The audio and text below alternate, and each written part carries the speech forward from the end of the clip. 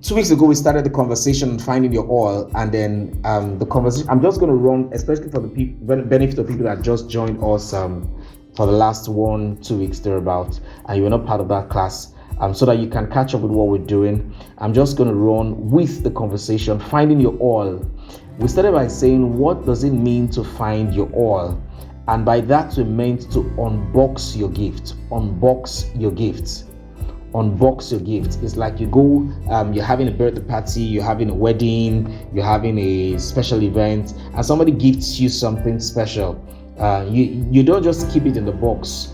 You just the value of that thing is not you don't assess the value of that thing if you just keep it in the box. You have to take it off the box, tear off the wrap, and then get access to the gifts. Now, I needed to realize that the way God created us, God created every one of us with special gifts, unique special gifts. As you are an embodiment of unique special gifts. You have everything, quite a lot within you. It's wrapped. You're a special wrap presented to this world. Now it's time for you to unwrap that thing within you. Unwrap it, or else you have no value to this world. So I may be saying some very hard things today, and I need you to really follow me. Unwrap your gift. Open up everything that you have inside of you. Open it up. Unwrap your gifts. So we're talking about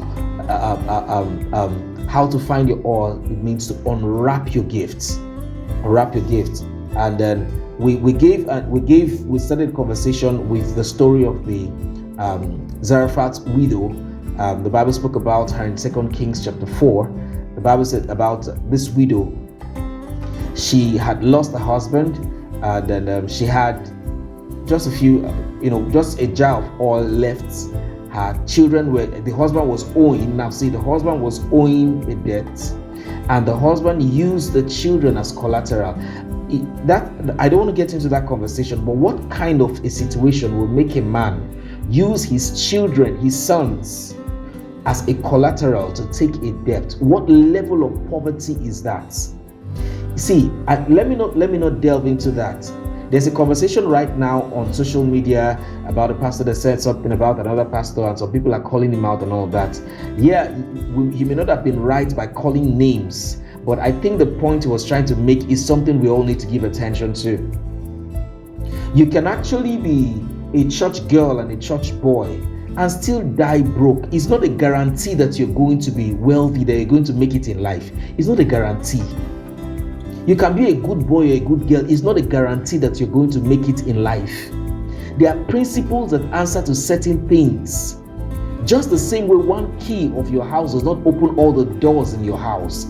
That's the reason. That's how one particular disposition, one particular virtue that you have may not necessarily answer to every part of, every demand that life brings at you. So you must understand that. You must understand that. Sorry, please. All right, so you must understand that just because you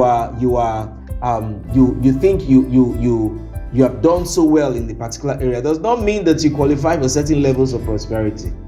So this kind of teachings we are doing right now is handing you other keys. You may not know that you need it right now because of the stage you are right now in your life. But there will come a stage in your life where you will actually you realize that this key you're receiving from IEE now, you will need it to access another door on your journey in life.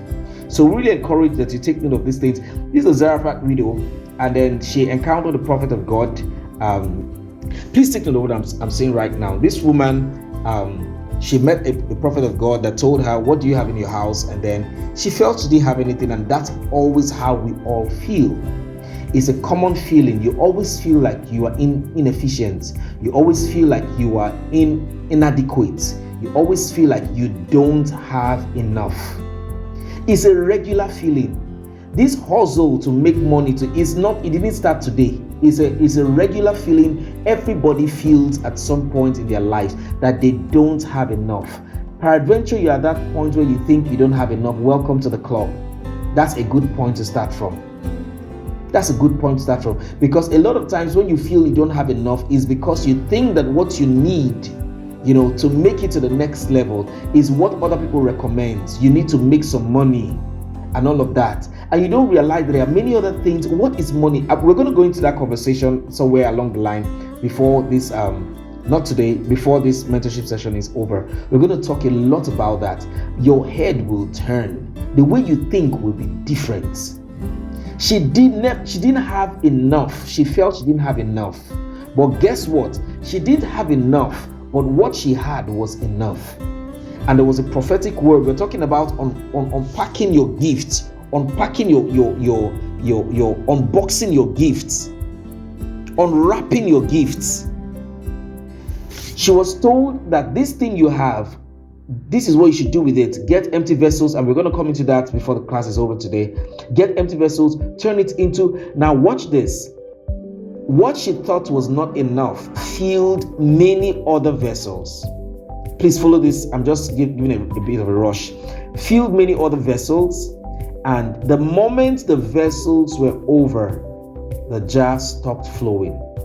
I will come back to this point just so you understand. Can you imagine that the little she had, the little she thought she had, was all she needed to move to the next level of abundance, to the next level of supply? What is it that you think is too common? You don't think there's any big deal about it. You see yourself like a struggling young girl, a struggling young boy, a single mom, a single dad, or you are dealing with several other pressures around you, and you're wondering, how on earth will I get out of all of this?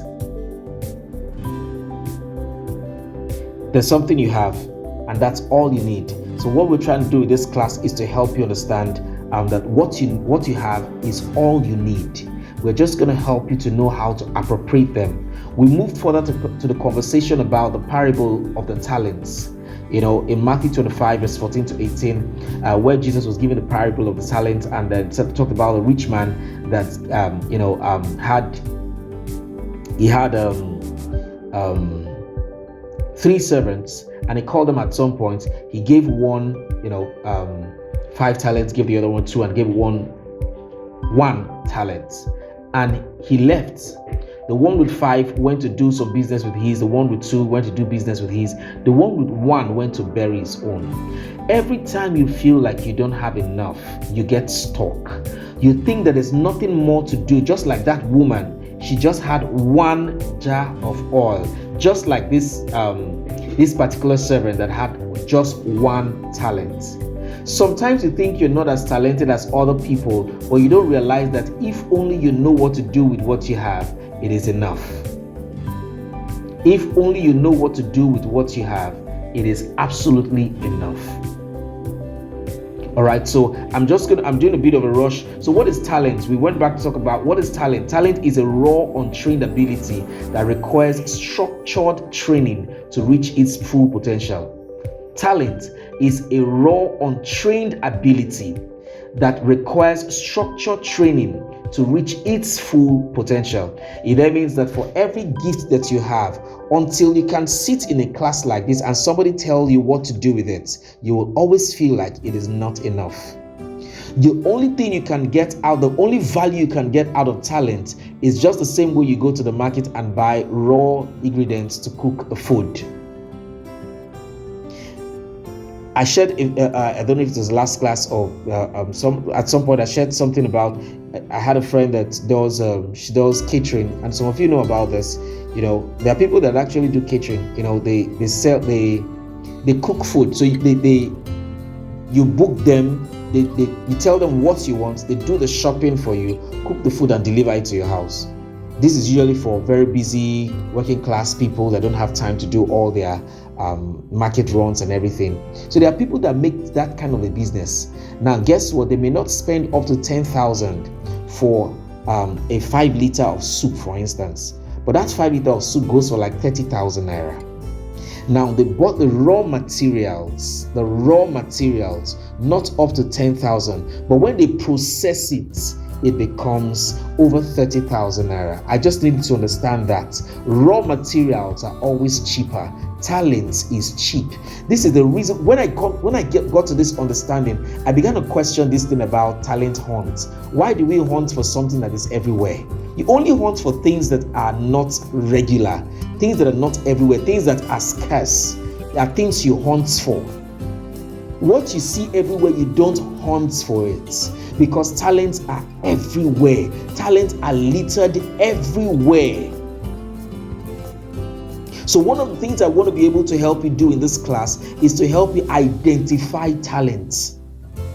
One of the things I want to help you do is to help you identify talent and to push it further to help you understand the structured training you need to undergo to make your talent have value in the marketplace. I said during the class that our last class 2 weeks ago, that talent is currency.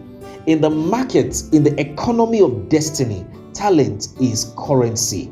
In the sense that for everywhere you need to go in life, if only you understand this thing I just said right now, you will know how to transact with your talents. Everywhere you need to go, your talent can actually give you access, even if you don't have physical, what you call money, this physical thing you call money. If you have talent that is required in that space, guess what? The Bible says kings shall come to the brightness of your rising. Kings will always consult you. They are looking for value. If only you know what to do with your talents. You may not have money, but if you have what they are looking for, they will exchange what they have with what you have. They will give you what they have for what you have. You don't have the money. They have the access, they have the ability, they have the opportunities, they have the jobs, they have the money, they have all the material things. They will give to you for the talent that you possess. So you must understand the importance of talents. You must understand the importance of talents. There are 3 learning points that we gave, and I'm going to add a few more to this before we proceed to the next point. There are 3 learning points we had from the story of the talents. Number 1, realize that the Bible said that the master called his servants. It then means that these people were already serving before he gave them talents. Do you want to discover what your talent really is? Get involved in service. You want to know what your talent is? Please get involved in service. Give me water. I dropped my water somewhere, please. You want to know what your talent is? Get involved in service. If you belong to a community, serve in the community. You belong to a church, serve in the church. You belong to a student union or something, serve everywhere you can find the opportunity to serve. Serve. You want to discover your talent, please serve. I've met a lot of young people that make it look like they don't have any special thing about them. What's your talent? I've defined talent at some point. I said your talent is anything you can do exceptionally. I said your talent is anything you can do exceptionally.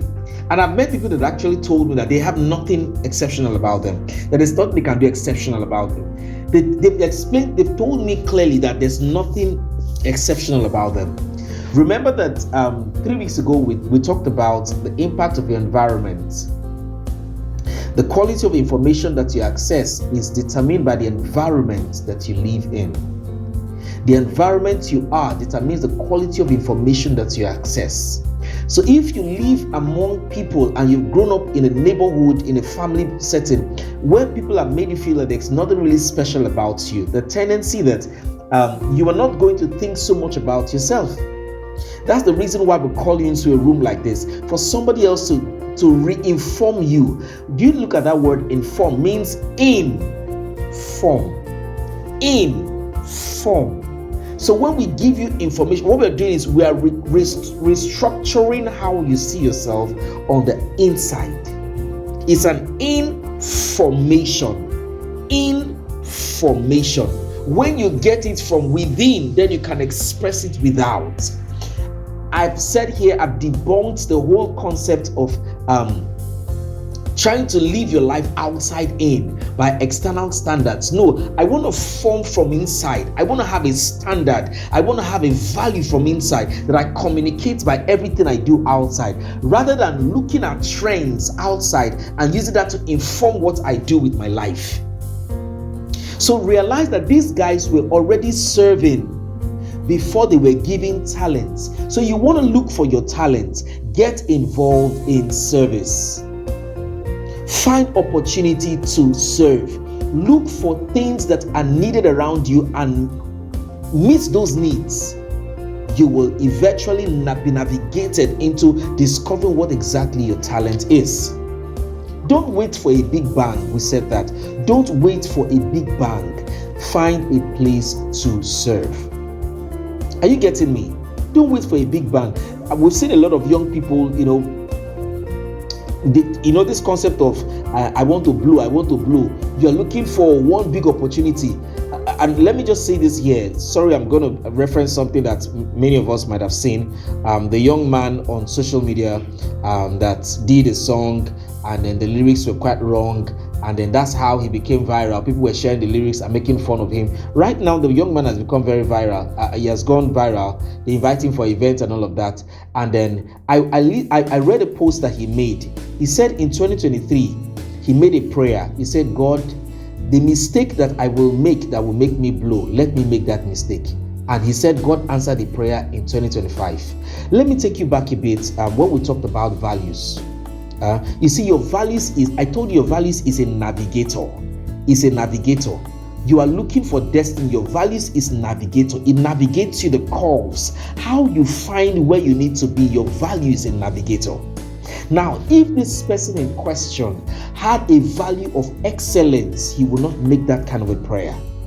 I needed to understand why all of these things we are teaching here, they are very important. If you want to last when you rise, you don't want to be a fireworks. Fireworks, when you shoot it, it makes a lot of noise. Boom! And it goes high. And then there's bash. Plenty colors. Everybody say, wow, it's so high. It's so nice. And that is all. They don't even know where it fell to after that. You are supposed to be a rising star, not a fireworks.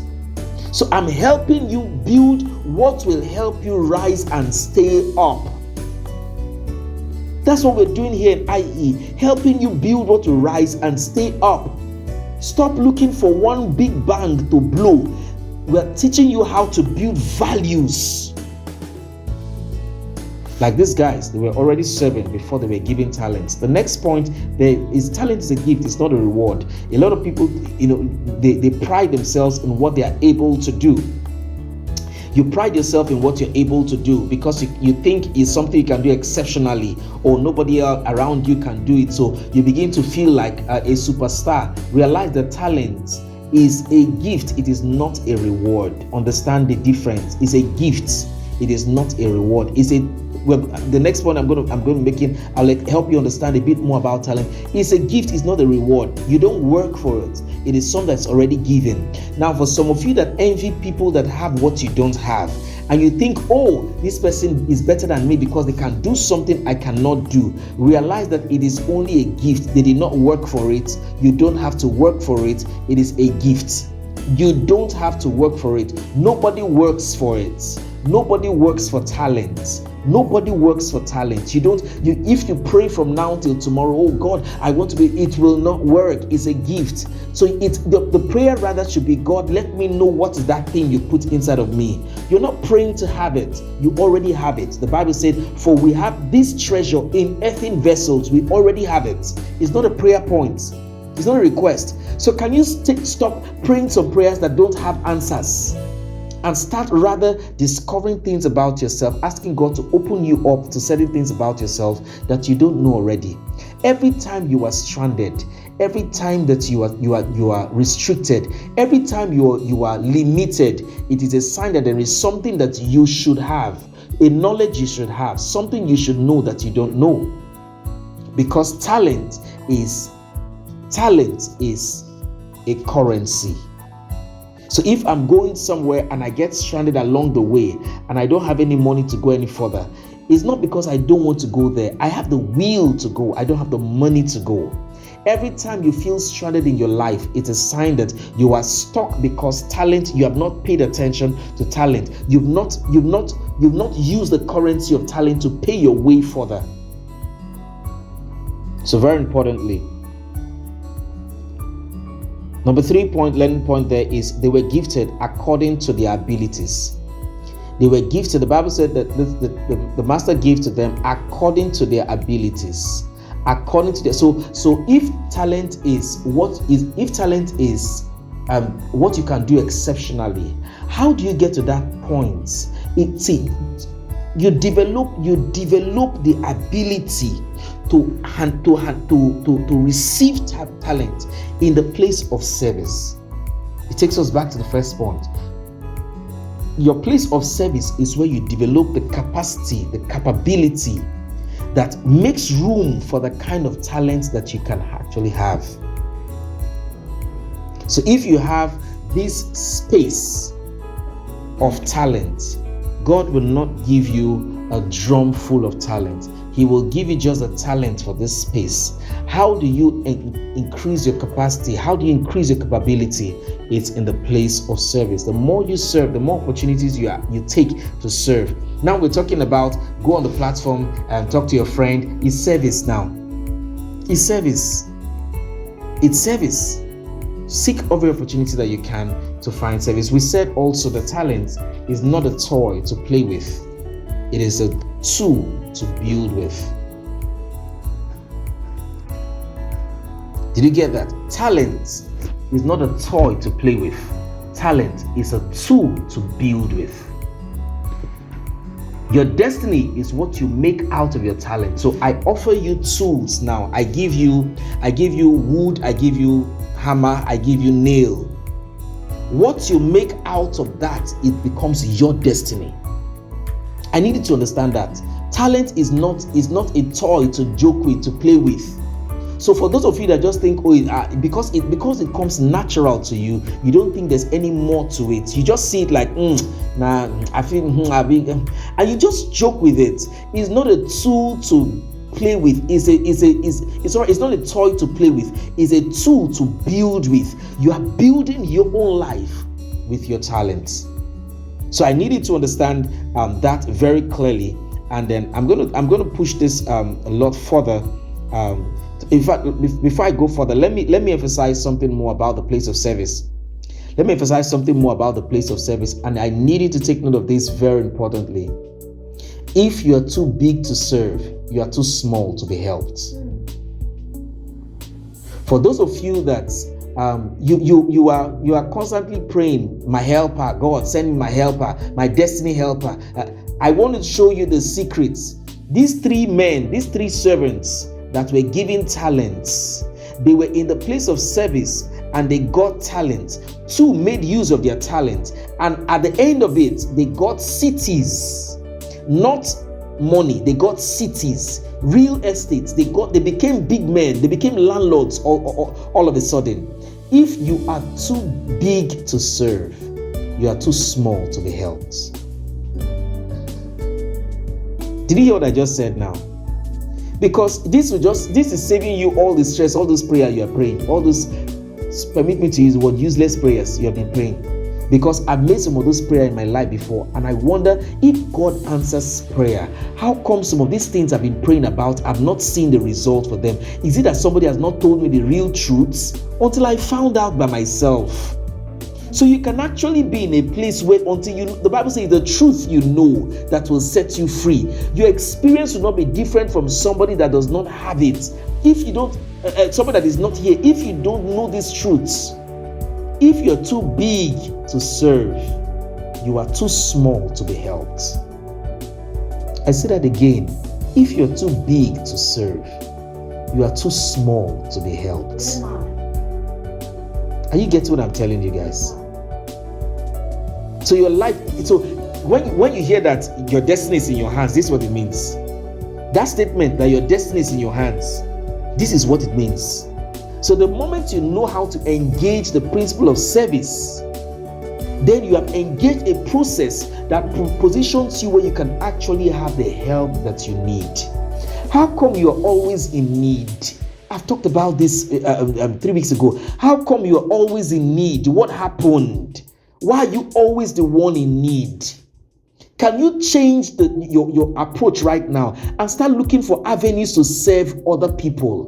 That is how you can access the whole opportunities for help that you need. Are you guys getting what I'm saying here? I hope to come back to this point later on. I'm recapping like this for the benefit of people that were not here last time, and for me, it's even sounding new. It's like I'm saying everything and it's sounding very new. So I don't feel like I'm repeating what I've said. I feel like I'm really looking at my life again and areas where I'm struggling. Could it be that I'm missing opportunities to serve? That is why I don't have people to help me. To serve is positions you where help can find you. Did you hear that? Service positions you where help can find you. The help you're looking for in your life, the struggle you're having in your finances, service positions you where help can find you. I say that again. Service positions you where help can find you. Some of you, until you see a physical gain from the thing you want to do, you don't want to render the help.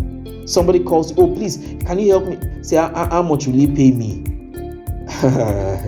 Help will be far from you. Sorry. Help will be far from you. You will struggle in this life and you will ask God why. You are working harder than other people. How come you're not making it? This is the secret. Service positions you where help can find you.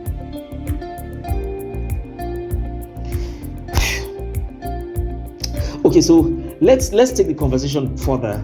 I talked about the two expressions of your destiny. Number one is your predestination, and number two is your progressive destiny. Your predestination, the Bible talked about the predestination. He that he foreknew them, he predestinated to become, is your predestination. That is a divine determination of the course of your life. That's what God now they do. I'm not be you. That is, God has set an end for you. The Bible said, I wish above all things that you prosper. And the thoughts I have for you, they are thoughts of good and not of evil. All of those things, now God has said that one for you. Not be you, they walk that one. That's your predestination. It's your glorious destiny. But guess what? For the most of us, we live short of our glorious destiny because we don't know the steps. Can I tell you something? Your glorious destiny is like a castle in the sky. There's no staircase there. You build the staircase to that point, and that takes you to your progressive destiny. How close you are to your predestination, your ultimate destiny before your time is up on earth is determined by these principles, how much of these principles you put in place. So for every time you adhere to these principles, you are building another staircase closer to your predestination. So what do we mean by a progressive destiny? Is a gradual improvement towards set goals. Gradual improvement towards set goals. I have on my vision board, I pasted it there. This week, I did that quite some months back. That was last year. I woke up on one week, I was broke. There was no hope of money coming anywhere. And while I was busy, thinking of what to do, it just dawned on me that there is somebody I need to serve. There's somebody that has what I need. And I wrote it down. This week, I will look for graces to serve. Every time I have used this key, guys, it has worked. Every time. I was in my house once, that was some years back. I was in my house once. I was broke. I just came to Lagos. I was about a year or two thereabout in Lagos. I was broke in Lagos. No food, no money, no job, nothing. I just stood up one day and said, I'm going to my pastor's house. Not to go and, he didn't call me. I just called him, said, are you at home? He said, yes. I said, I'm coming. And I went to his house just to look for what to do for him. Finish. Just to look for what to do for him. By the way, the first AC I used in my house, the first air conditioner I used in my house was gifted to me. One of those times I just went to assist, just to help. I heard that he was packing out of his house, and I asked, are there people there helping him? I said, how we pastor of the church, youths are in the church and nobody's there to help him. I just paid transport, went to his house, said, let me go and help him. By the time I was helping him, I just found out that the AC, he didn't need some of the ACs in his house. He had already gotten better ones. And I was like, Chris, do you need that? I said, yes. He said, take it. Do you need this? Yes, take it. I went there, paying transport, entering keke, going there. I left there with a truck full of things that for me, they were advancement, they were things I needed. He didn't need them anymore.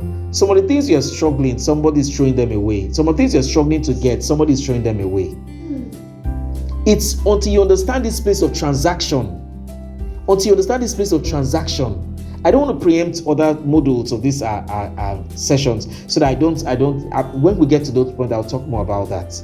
So your progressive destiny is a gradual improvement towards set goals, moving forward in a steady and continuous manner. This requires adaptability. It then means that how it was yesterday may be different from how it will be today. Your ability to adapt.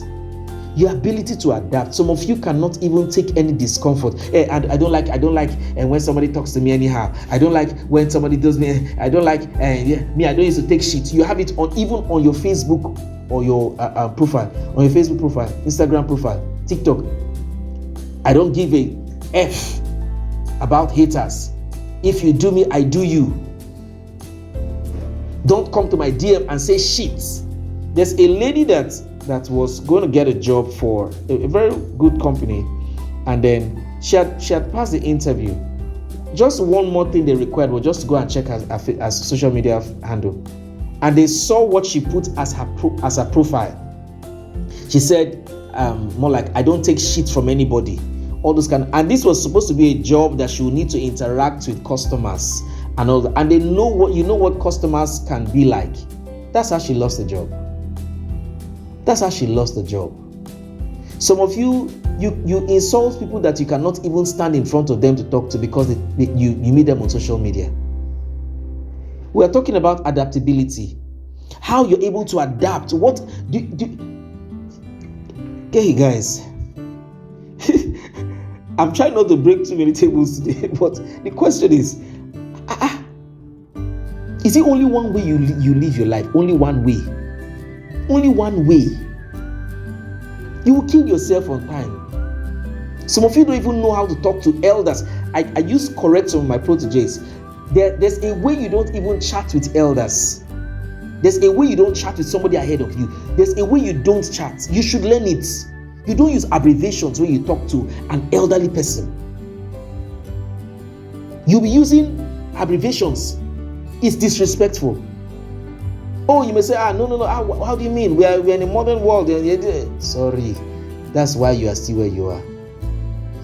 I'm telling you how the older ones think.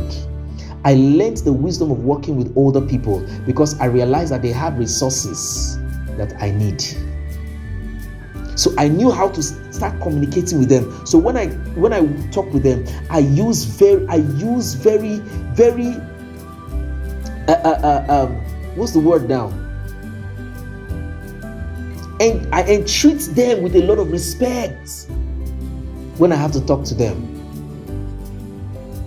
I entreat them with a lot of respect when I have to talk to them. Some of you are too modern to be helped. You're too modern to make progress in life. You're too modern. Western culture has affected you so much. I say, hey, this is the problem we have in Africa. If it's abroad now, you can call him Mr. John and there's no problem. That's the reason you are still where you are. I'm telling you. Your ability to adapt. Okay, so you had a friend that both of you maybe were in secondary school together. Right now, this person is a highly placed person in a company or in the community or in your state. You want to still go and address him by that old name you used to talk to him with. Hey, Ogolo, Avana, you are. See, That's why you're still where you are. I'm telling you the truth. Adaptability, your ability to adapt when you come into the room. What is the secret? What is the secret code of honor in that room? Your ability to read it and understand it. Your ability to adapt. Your ability to adapt. Because you're in the midst of your friend, another stranger comes in that you don't know, and you're still talking carelessly, sitting anyhow, doing anyhow. Somebody is watching you. Your ability to understand the environment and adapt could just be a difference. Could just make a difference in what happens in your life in the next season of your life. Adaptability, continuous learning. They said that the illiterate in the 21st century is not the person that did not go to school. It's the one that will not unlearn. There are people I've met that they tell me this is how we're taught to do it. This is how there's nothing like this is how. Your ability to unlearn.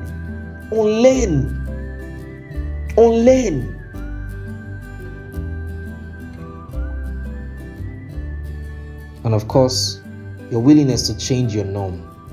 What's the regular thing you do? How's it taking you further?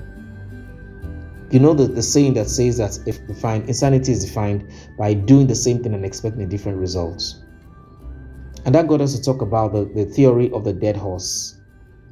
Some of you think that one day be one day, it will work, and you are being loyal to a dead horse.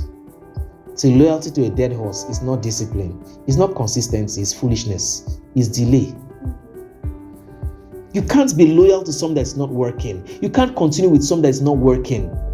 You are out of school for how many years now? You are still struggling to get a job. You have certain limitations. Haven't you really sat down can you just engage a bit more and let somebody else tell you something more? Some of you, nobody can tell you what to do. You're a boss of your own. Nobody can tell you. You are so stubborn. And your life is just stuck.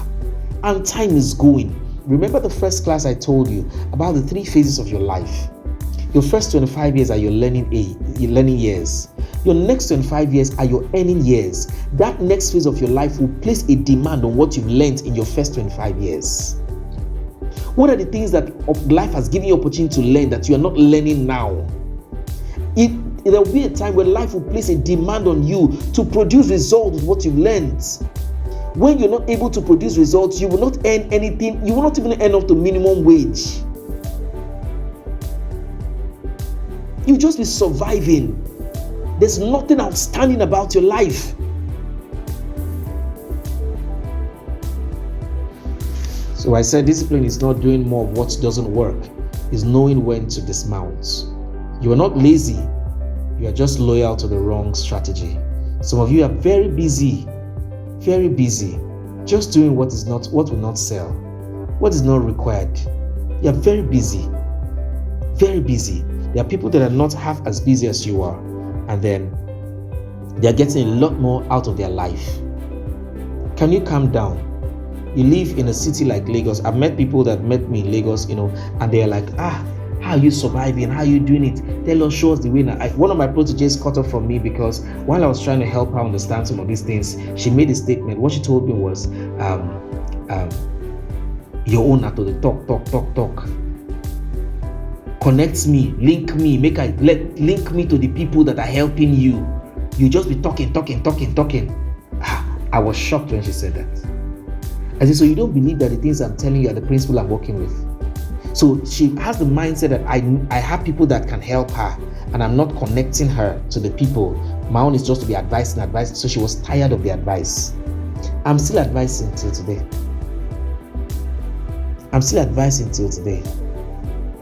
The last time I checked up on her, she's literally nowhere. And I'm not saying this like I'm happy that no, I really wish she can retrace her steps. And that's the same goes for to every one of you. Stop being loyal to a dead horse. You are dating somebody right now. We'll talk about relationship at some point. You're dating somebody right now. The relationship is not heading anywhere. You're still there. Who told you that men are scarce?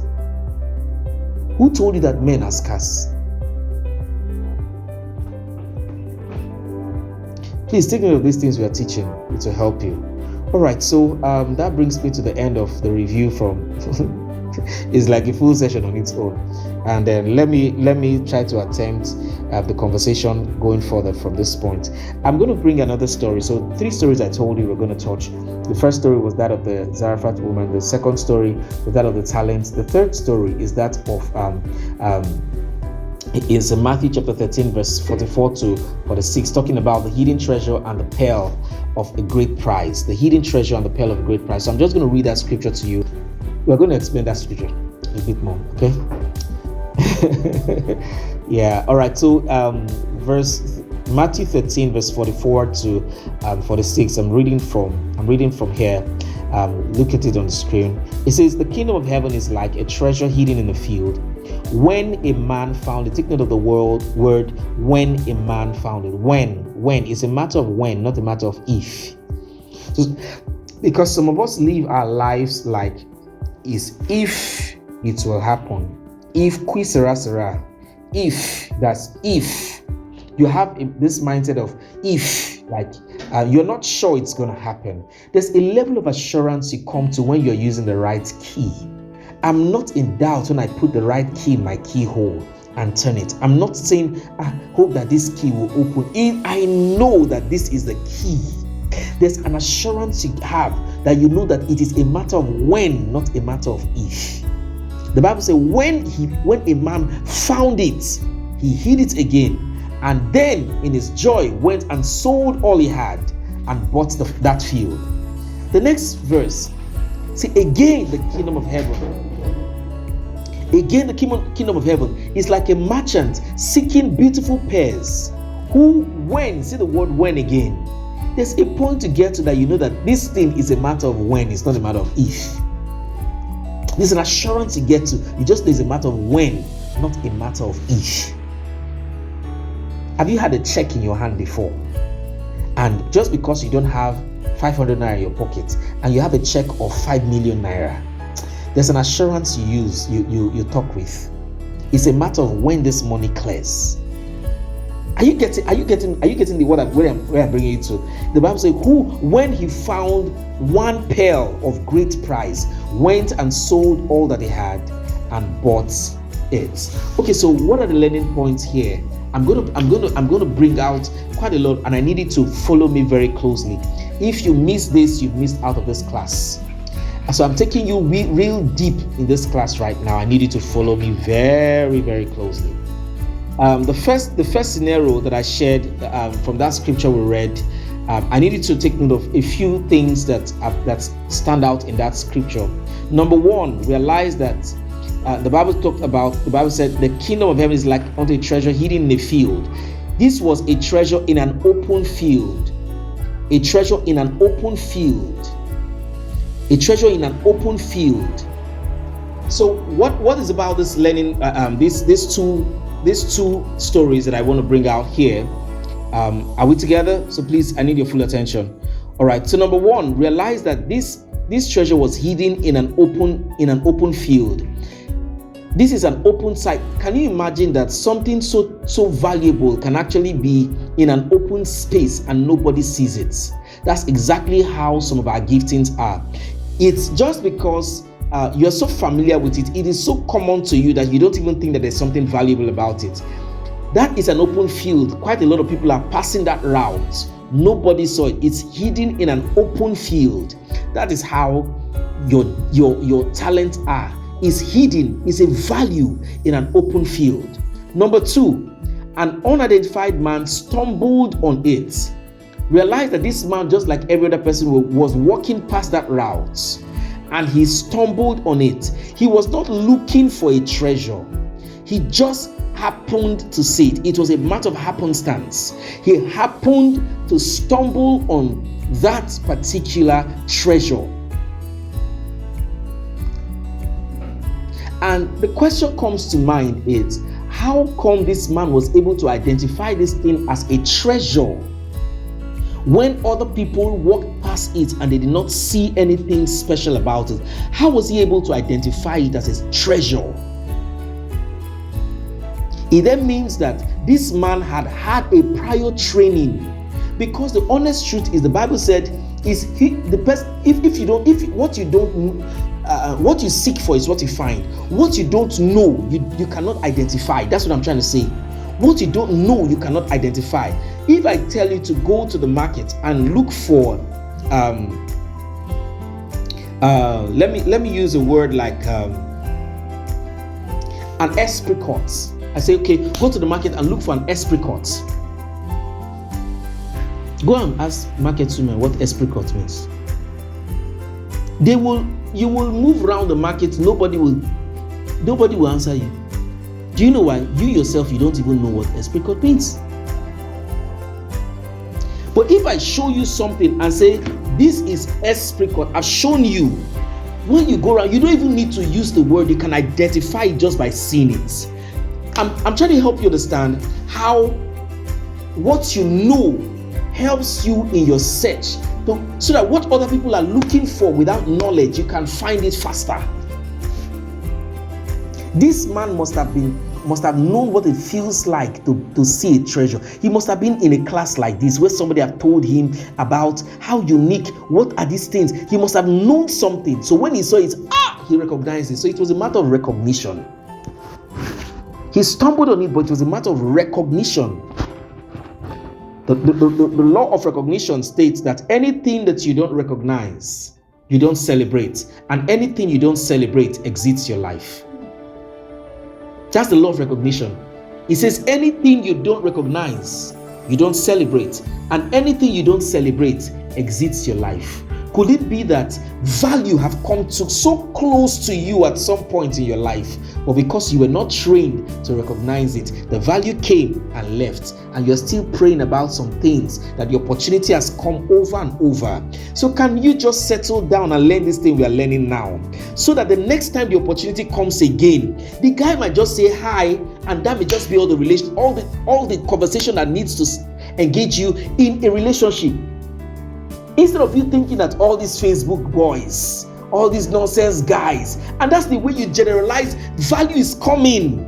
But because you don't know how to recognize it, because somebody chatted you and then you feel like the last guy chatted you the same way and he was a nonsense guy. This one chatted and you just assume that he's one of those nonsense people. And this person may just be a genuine person because you have allowed the lens of your past experience to affect how you see future opportunities. Remember I talked about adaptability. So this guy must have been trained to recognize opportunities. So that's the reason why he recognized it. I say it again, the law of recognition. Anything you don't recognize, you don't celebrate. And anything you don't celebrate exits your life. The number 4 learning point there is to understand that he immediately rehid it. Understand this. He saw it the way it was. He took it out of that place. Because let me tell you something, guys. That thing that is special about you is everywhere. Sorry, I think I'm getting a bit of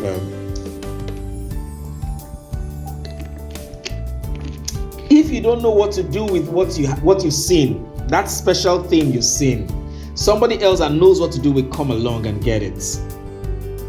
Somebody else that knows what to do. It may be a relationship, it may be a business idea. Somebody else will come along and get it, and it will continue to be a prayer point for you. And you see, it's like a wheel. It's like a wheel. The opportunity comes at this point. If you miss it, the wheel has to run again until it gets to that point again for you to get another opportunity.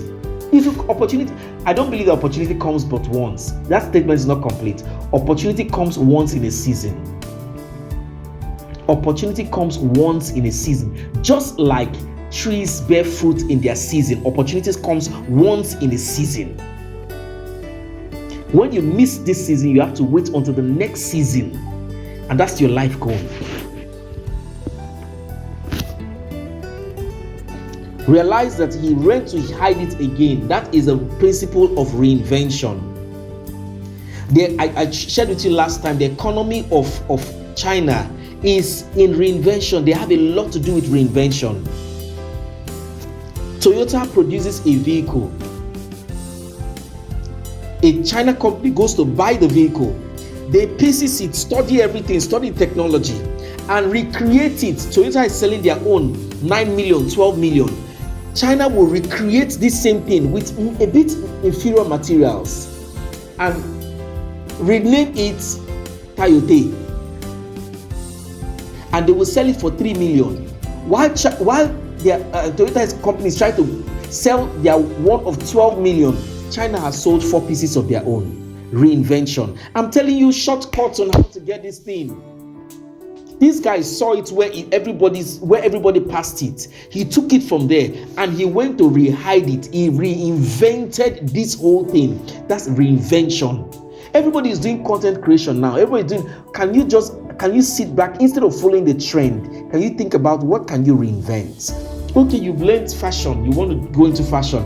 Instead of doing what everybody is doing, can you do accessories? Instead of trying to sew the same kind of clothes somebody else is sewing and try to compete with people already known, can you rather do accessories for the ones they've already sewn?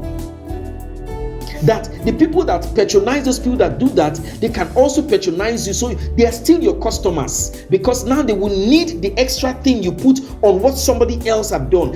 I'm talking about reinvention. You make hair. Let's say you cut hair, you're a barber, and you cut hair. What stops you from adding up other services in this your hair cutting that you're doing? What stops from adding other services that people don't get in the regular barber shop? What stops you from adding other services that people don't get in the regular barber shop? Reinvention.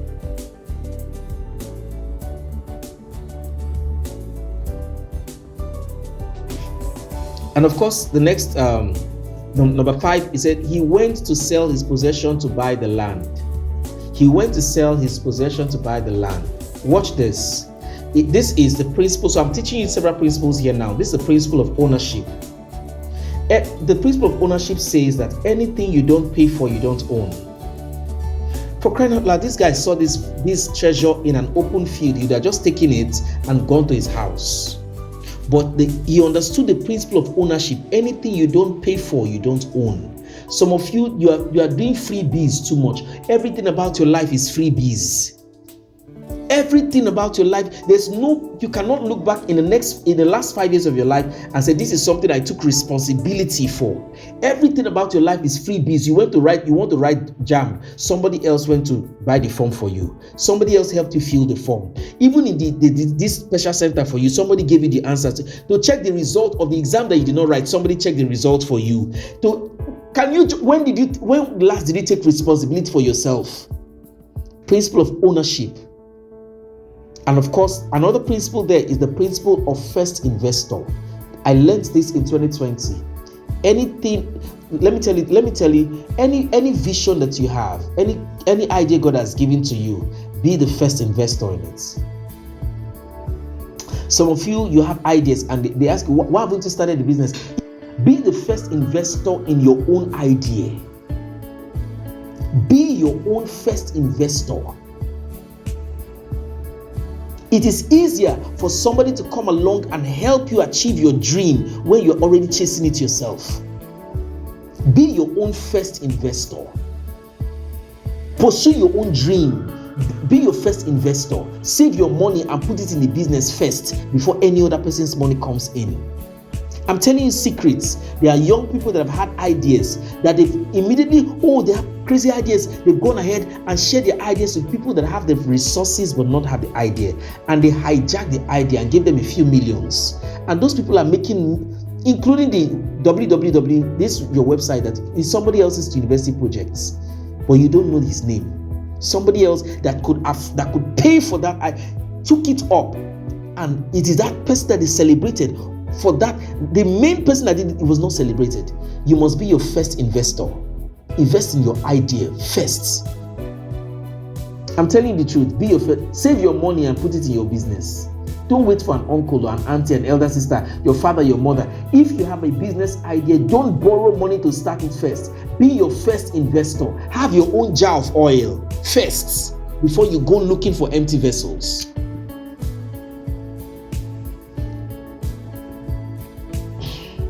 So number 6, this man could sell what he had to people that had the means to pay for such. So I hope that maybe by next week or thereabouts, we're going to go into the business angle of this mentorship. So I'm going to be talking a lot about that. Do you realize that he went to sell? See how quickly he went to sell. He went to sell.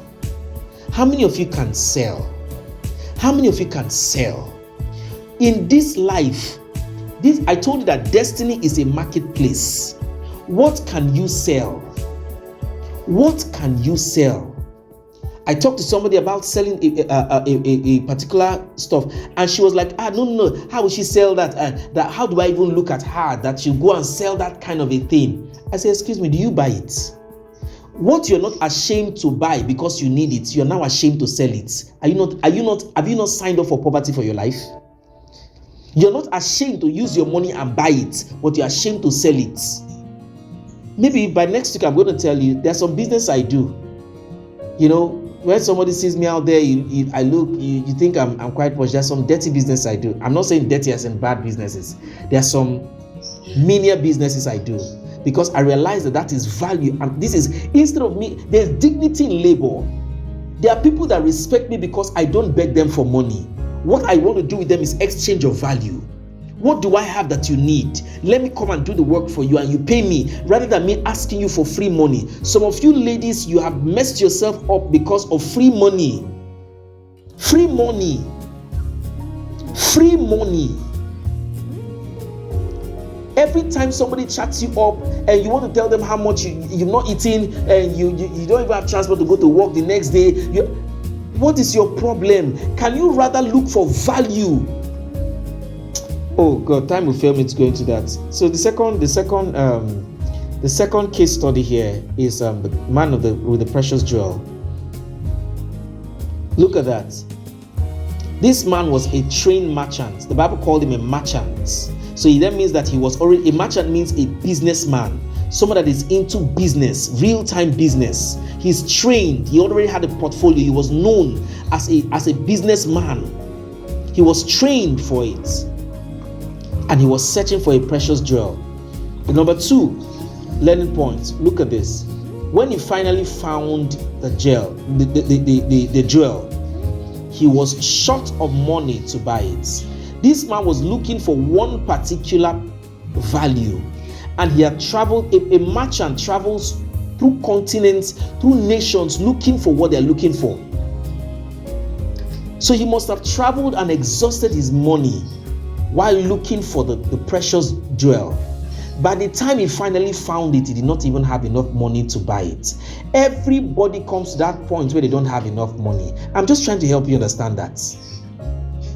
So just because you want to do a business and you don't have enough money is not an excuse. There's something else that these people did that I'm bringing your attention to. The Bible said he went back to sell off his old properties to acquire his costly pearl. He went off to sell his old properties. What do you have right now that you can sell? What do you have right now that you can sell? Everything you have is trend, and trend fades. What do you have right now that if you put it out there, somebody can come buy it? I want you to start thinking. You're not too young to own a landed property. I heard of a young lady that owns several landed properties. She's friends with some of these real estate company guys, and they tell her, this place has opened up. Right now we're selling the property for 400,000, and sometimes she even borrow the money to go and buy the property. She has several of them. In a short while, what she bought for 400,000 is now 2 million. She now call them, please help me sell that my property of that one. Help me sell it. They will now sell it for 2 million and give her, guess how much? 2 million. Of course, they will take their cut, which may be just like 10%. And she will now have maybe 1.8 million thereabouts. She spent 400,000 and she has 1.8 million. She said she buys cars and does some things. All she needs to do, everything she wants to do, she wants to pay school fees, she just needs to sell one more plot of land. And then she has done. What is the thing you can sell? Stop being lazy. What is the thing you can sell? We're coming to that. And of course, knowing where to sell it. He said he had what to sell and knew where to sell it. Who are the people that need what you have? Talent is a currency. You exchange it for other values. Who are the people that need what you have? Do you even know them? What's your social circle like? What's your social circle like? If, God forbid, you are in need of 5 million naira, among all the people on your phone contact, who can you call that can release 5 million for you? He's not already telling you that your life in the future is going to be hard. He's not already telling you that your life in the future, if everything that you get, if everything that you ever own in this your life, you have to work for it, you'll be a poor man. Years back, I heard of a man that took a loan in millions, 800 million, I think, to run a business, and then the business crashed. And then the bank were after him. They posted his picture everywhere, and looking, he was the most wanted. And a classmate of his, secondary school classmate of his, he stumbled on this lady on the road and John, I'm just using the name John. He said, John, you're a bad man. You're a bad man. Say, I will tell you, you won't understand. This period of business has, in fact, you don't know what has been going. He said, I heard about it. How come you went through this kind of pressure and you did not reach out to any of us? John, you're a bad friend. My friend, send me your account number. And the woman wired 800 million to his account. 800 million. Who are your friends? Who are your friends? Who are your friends? Who needs what you have? So I'm engaging you today, right now, to start to think, change your friend, improve on your friendship circle. How come you step into a room and all of a sudden the only thing you notice about people is, what's he feeling like? And that's how you look. Yeah, you will be poor for life. If we sit you down with a wealthy man, what is the conversation you're going to have with him? What's the conversation you're going to have with him? What do you have to say? What kind of questions will you have? What kind of conversation will you have with him? What will you talk? What will you say? Inside your brain, the only thing that is filled is the latest dance, the latest dress. Do you think that's what they're thinking? Do you think that's what they're thinking? Who needs what you have? So I'm going to draw the curtain here with a closing word. So realize that among these two last stories I just shared with you, everything they did, one stumbled on the treasure, the other one was actually looking for it. For some of us, we stumbled on our talents. We stumbled on that not like we're looking for it. We just realized that, you just realized that you're a good talker. You just realized that you like cooking. You just realized that you're a good cook. Other people are struggling to do this thing, but you can do it without stress. There are some other people that are struggling, they are searching, they are reading, just like the other story, the merchant. They are looking out for this thing, they are searching for it. They are looking for it. But can I tell you the bottom line? What equates these two sets of people is not how they found it. It's not how they found it. It's what they did with what they found. So my challenge to you today is, what will you do with what you have? What will you do? Whether you find it by fluke or you find it by a deliberate, intentional search, what will you do with what you find?